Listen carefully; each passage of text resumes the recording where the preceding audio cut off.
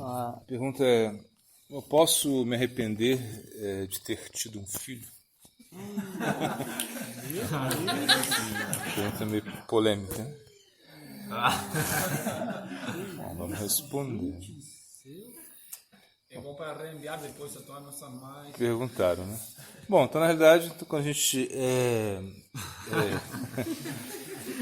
entende o que é o arrependimento, né? Então, se a gente analisa de onde vem o arrependimento, né?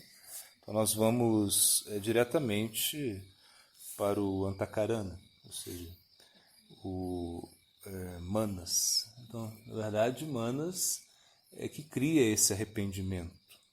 Porque, na realidade, se arrepender de ter um filho, né, não vai adiantar muito. Né? A gente pode se arrepender de coisas que podem mudar o nosso caráter, ou seja, quando a pessoa tem um arrependimento sincero, né, e ele acaba se tornando uma melhor pessoa, né, ou seja, ele muda os seus hábitos porque ele se arrependeu, enfim.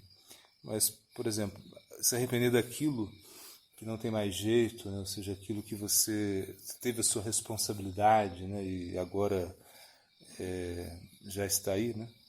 Então isso é uma coisa que é muito difícil, né? Então, na realidade, a mente ela cria esse sofrimento, um sofrimento no qual não existe solução, assim, de certa maneira, né? Então, então a gente tem que entender o papel da mente, né? Ou seja, por que a mente ela se arrepende, ela cria essa necessidade de arrependimento, essa necessidade de sofrimento, né? Então, o verso diz, né? Shuka dukkha pradho nanyaha purushashatma vibramaha mitrodasina rikavaha sansarastamasa krikaha. Então é a mente que inventa, né, o sofrimento, né? Inventa a felicidade, essa noção de amigos, inimigos, parentes, enfim. Então entendendo que a mente ela é a causa, né,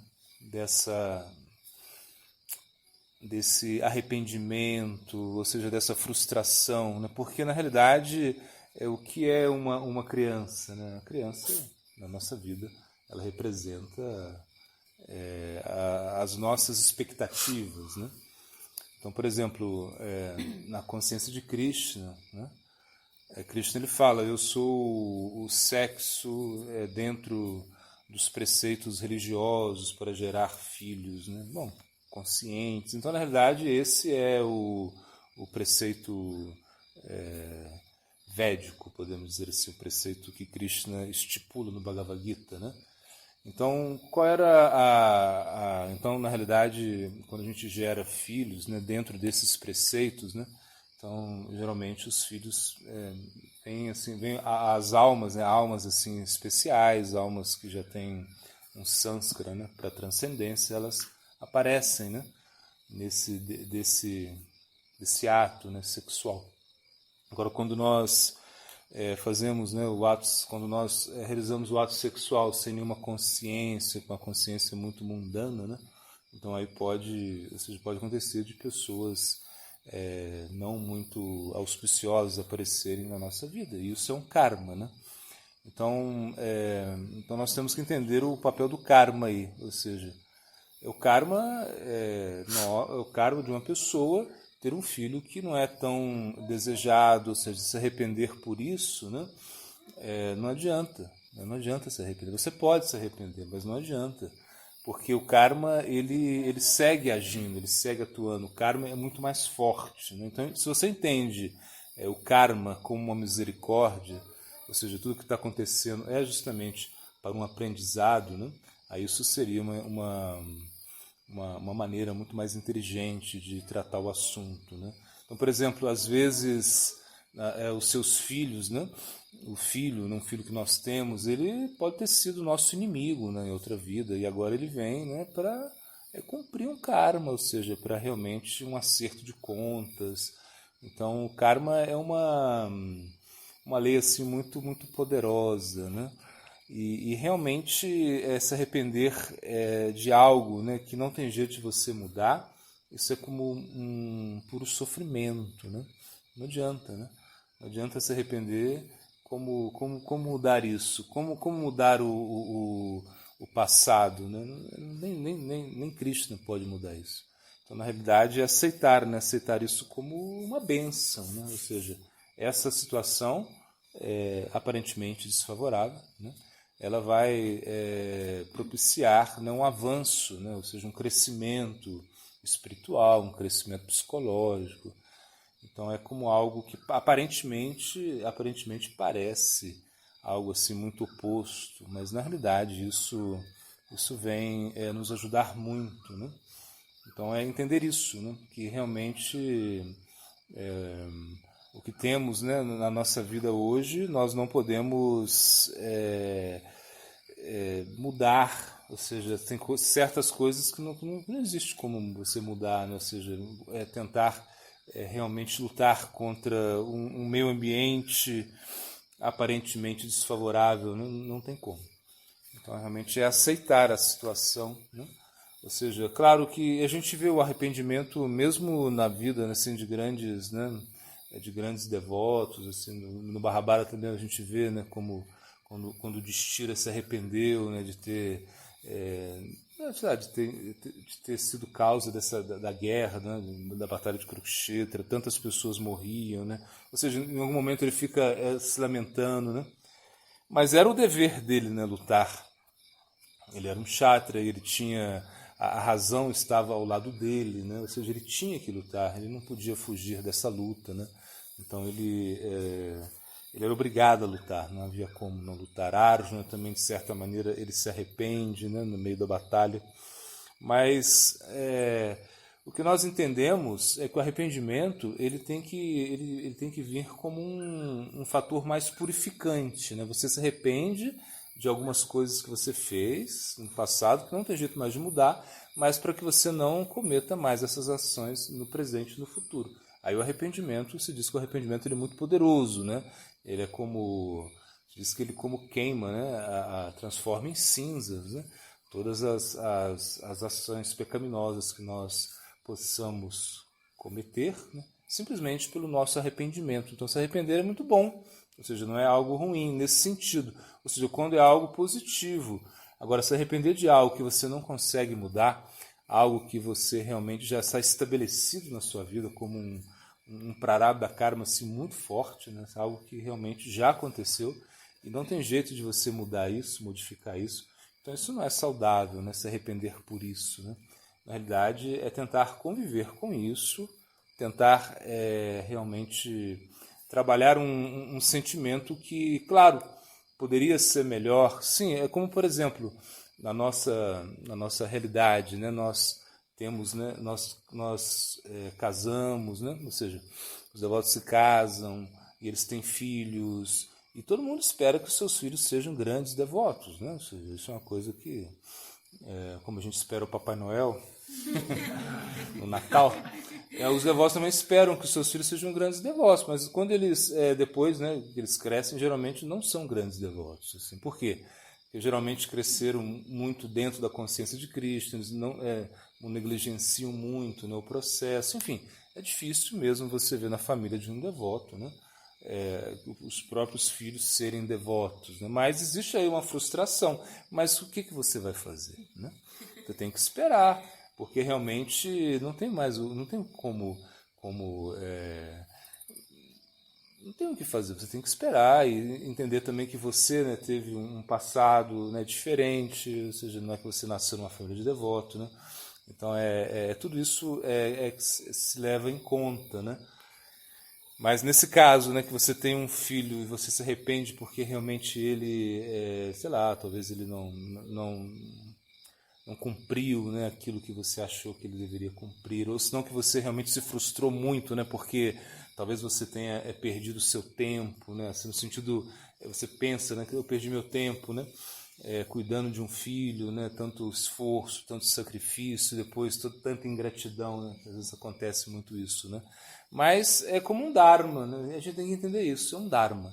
Ou seja, ser pai, ser mãe, isso é um dharma muito bonito, né? Então você é pai, você é mãe, e você está vivendo um dharma, um dever que você tem que cuidar, e você não deve esperar o resultado disso, né?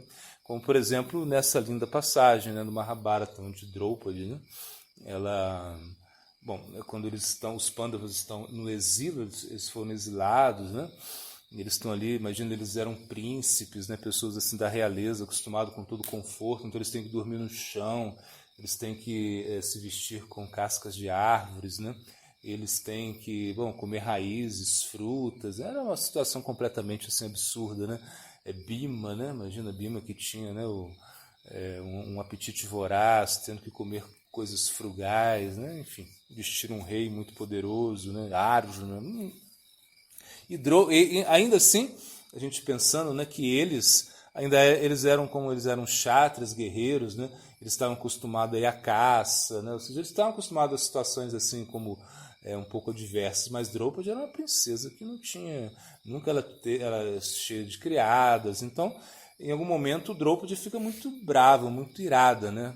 Assim, com o Yudhishthira, né? Então ela chega assim, começa a conversar com o Yudhishthira e começa a falar coisas assim muito pesadas para o Yudhishthira, assim, como, por exemplo, você é capaz de abandonar todos nós, né, pelo Dharma, né? Porque quando se fez a aposta, né, dos dados, né, o Yudhishthira foi desafiado a jogar dados e pelo Dharma ele tinha que aceitar o desafio. Quando ele joga os dados, né, com Sakuni derrota ele perde todo o reino, todas as riquezas, ele começa a apostar os seus irmãos, imagina. Você quer apostar Arjuna, apostou Bhima, Nakula, Saradeva. Ao final ele apostou ele mesmo, depois ele aposta sua própria esposa, ele perde tudo, né? E depois eles são mandados, né, para o exílio. Mas o ponto que Draupadi diz, você é capaz de nos abandonar, mas você não abandona o Dharma. E agora você vê, quem segue o Dharma está sofrendo, né? E quem não segue o Dharma está de boa, que é Duryodhana, né? Que é os Kuros, eles estão passando bem, né? Estão com o reino e tudo, e a gente está aqui, passando todo esse sofrimento, né? Então, por que a gente tem que seguir o Dharma, né? E o Yudhishthira dá uma resposta assim, muito interessante, assim, muito bela, que ele fala, eu sigo o Dharma e sem esperar nada, né? Em relação a isso. Eu sigo o Dharma por um dever, né? Eu não espero nada para mim. Você não tem que seguir o Dharma esperando ter algo, né? Por exemplo, você cria um filho, você não tem que esperar que ele venha, né? Cuidar de você, porque na realidade o papel do filho na cultura védica, ele tem que cuidar dos pais quando os pais ficam velhos, né? Coisas assim. Isso é um dos papéis. E na verdade o filho é que salva o pai, né? Por exemplo, numa família, um casamento que não tem filho, né? Se diz que é um casamento vazio. Por quê? Porque na cultura védica o filho ele é responsável para salvar espiritualmente os pais, né? Porque se faz as cerimônias de Shraddha, enfim. Mas o ponto é que os filhos, eles podem, ou seja, eles têm o dever, né, de cuidar dos pais, os filhos têm o dever de fazerem tantas coisas em relação aos pais, eles estão endividados com os pais, né? Porque imagina, se não fosse os pais, eles não teriam a vida humana, a forma humana. Então existe uma dívida muito grande. Se diz que você não pode pagar essa dívida que você tem com seu pai e com a sua mãe. Imagina. Mas então isso naturalmente, já de uma forma intuitiva, né, existe uma cobrança dos pais, né? Os pais ficam muito, muito assim cobrando dos filhos, sempre assim. Você tem que estudar, né? Eles querem que você estude, que você trabalhe, que você não seja Hare Krishna. Né? É algo assim, eles querem tudo, né? Menos que você seja Hare Krishna. E por quê? Porque, na realidade, é uma dívida natural que eles estão cobrando. E, às vezes, os filhos, né? Chega um momento que os filhos não querem nem saber dos pais, como geralmente acontece, né? Então, existe aquela frustração, né? Imagina, os pais, quando se tornam velhos, né? Os filhos não têm paciência com os pais, não querem cuidar deles. Por quê? Porque os pais também envelhecem sem nenhuma sabedoria, né? Foi aquele velho chato que só fala dele, né? Assim, a coisa que, né? Eu por mim mesmo, né? Assim, tipo assim, fica como o tempo todo falando dele, lembrando do passado, uma coisa assim muito estranha. Ou seja, não tem nenhuma sabedoria. Porque na cultura védica, uma pessoa envelhece, ela envelhece com sabedoria. Então, o que acontece? Quando ela envelhece, as pessoas mais jovens vão querer ficar perto dele. Para quê? Para escutar da sabedoria dele. Ele envelhece e está praticando mais. Ou seja, a velhice é um momento, né, que ele não vai mais, né, fazer tantas coisas para praticar mais, então ele se torna uma pessoa sábia, um velhinho sábio, né, uma coisa assim.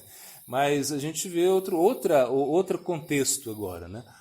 As pessoas ficam velhas e ficam mais estúpidas, mais tolas, e é uma consequência natural. Então, claro, Kali Yuga, a gente entende tudo isso sem nenhum contexto assim de estrutura védica, né? A coisa nunca vai funcionar. Mas vale a pena se arrepender por isso? Né? Não vale, porque é uma situação que você não tem como modificar isso. Você tem que aceitar e crescer com esse fato, com essa realidade, né? Na realidade, a gente pensa assim, então eu não vou ter... Porque muitas pessoas pensam em não ter filhos, né? Para que ter filho, né? A gente pensa tanta coisa assim, imagina tanto cuidado para ter filho, né? Você cuida de um filho até, sei lá, desde criancinha, assim, nenenzinho, ele precisa de tantos cuidados, né? Ele não consegue tomar banho sozinho, tem que se proteger o tempo todo, né? Depois ele vai para a escola, você tem que cuidar dele, enfim. Você cuida dele assim, como dá a vida para o menino. E chega na adolescência, aí você tem o pagamento, né? Na adolescência, ele vai fazer tudo aquilo que você não quer que ele faça, ele vai fazer, tudo o contrário. E depois você não sabe o que vai acontecer. Então, muitas pessoas não querem ter filhos, por isso, né? Ou seja, eles não querem privar, né, da liberdade, né, de poder viajar, de poder fazer as suas coisas, não querem investir. E, na realidade, cada vez menos as pessoas querem ter filhos, então elas preferem ter cachorro, né? Assim, tem cachorro, melhor, né? Cachorro, você não tem muita preocupação, bota ele lá num hotel lá para cachorro, faz o que você quiser, você não precisa se preocupar tanto com isso.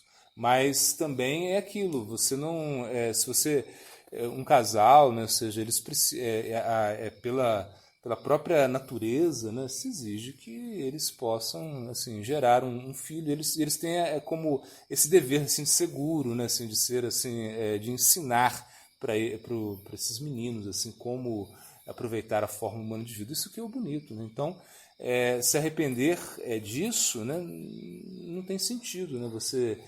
Então, é melhor você fazer algo, né, do que não fazer e depois se arrepender de não ter feito, né? Então é melhor você ter filho, mesmo que possa ser que deu errado, não tem problema, mas você se arrepende de certa maneira, poxa, deu tudo errado, né? Meu filho virou um demônio, enfim. Mas tá aí, mas pelo menos você tentou, né?